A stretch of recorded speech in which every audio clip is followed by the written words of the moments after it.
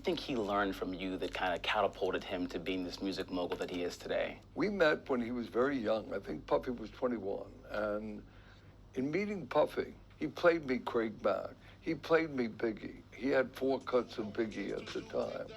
And his vision and attraction to me was we were, even though a relatively new label, Arista Records, we were a top 40 powerhouse. And it was his vision that hip hop could go top 40, where the big economic payoff was. And I must say he convinced me of it, and we followed his dream together and accomplished just that with hits from him and Mace and Biggie left and right. You talk about in this book, it's amazing how in the 90s there was this tumultuous time in hip hop where you had the death of Biggie, the death of Tupac. There was a rapper named Shine who was arrested. Even Puff Daddy himself got into a little bit of a scuffle with a record executive you mentioned in the book.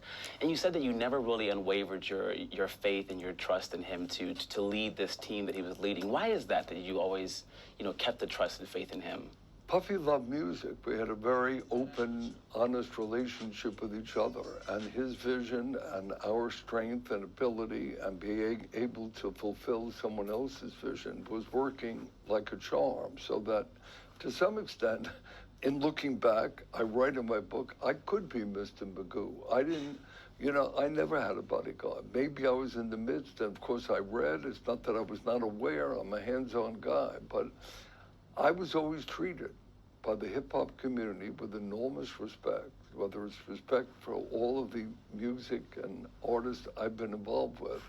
So I didn't take, perhaps a little stupidly, serious that there could be some personal insecurity here. You open up a very important dialogue, I think, in music with you coming out and talking about your sexuality openly.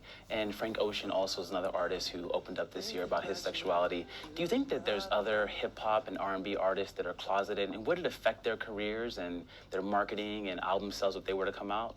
I discussed bisexuality because it's so misunderstood, and just said, for me, later in life, I could be attracted to a woman. I could be attracted to a man. Each story is different.